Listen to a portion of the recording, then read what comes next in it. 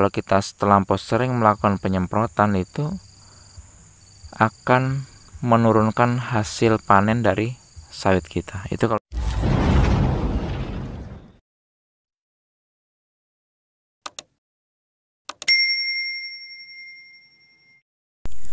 Assalamualaikum warahmatullahi wabarakatuh. Salam planter petani sawit Indonesia. Salam tandan berduri. Sahabat sawit sekalian, pada kesempatan kali ini saya akan berbagi tentang 4 kerugian kalau kita melakukan penyemprotan di lahan itu terlalu sering. Jadi sahabat ya, jadi kebun sawit kita itu sahabat, kalau mau buahnya maksimal seperti ini, kita jangan terlalu sering dalam melakukan penyemprotan. Apalagi penyemprotan itu yang 1 tahun itu melebihi dari 3 kali sahabat, mungkin bisa 5 kali atau 6 kali, yang akhirnya kebun kita menjadi super bersih seperti ini ya, bahkan tidak ada rumputnya seperti ini. Ini sangat merugikan bagi tanaman sawit kita. Jadi sahabat, apa-apa saja kerugiannya? Yang pertama itu sahabat, kerugiannya adalah tanah kita ini akan mudah erosi sahabat. Jadi kalau lahannya terlampau bersih ya, nanti ketika ada hujan datang, jadi aliran air permukaan itu menjadi cepat larut sahabat. Jadi tanah kita menjadi cepat larut, dan kalaupun kita beri pupuk yang banyak, karena unsur tanah kita sudah cepat larut, tidak ada gulma yang menghalangi, maka pupuk kita akan habis hanyut ke tempat yang lebih rendah. Itu sahabat ya, itu kerugian yang pertama.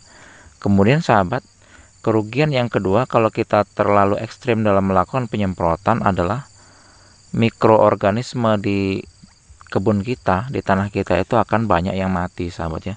Baik itu serangga yang membantu penyerbukan sawit seperti ini ya, ataupun cacing-cacing tanah itu sahabat akan mudah mati.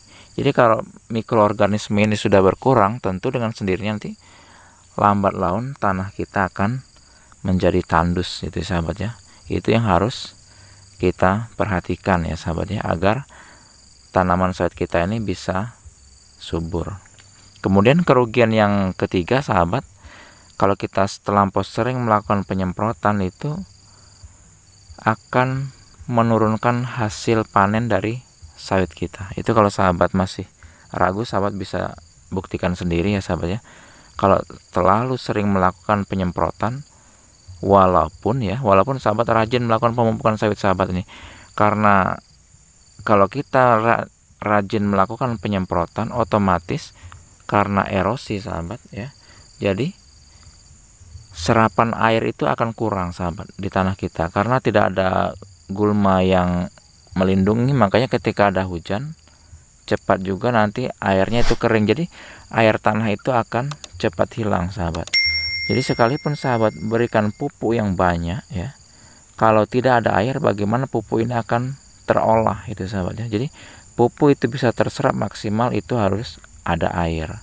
Dan ketersediaan air di kebun kita ini salah satunya harus ada pelindung tanahnya sahabat. Jadi gulma-gulma yang tidak mengganggu ya, itu sebaiknya kita biarkan sahabatnya. Jadi penyemprotan itu cukup kita lakukan pada piringan, jalur pikul ya sahabat ya. Itu saja sahabat, yang selebihnya kita kendalikan saja. Kalau memang sudah terlampau tinggi, terlampau semak ya, kita terbas. Itu sahabat ya.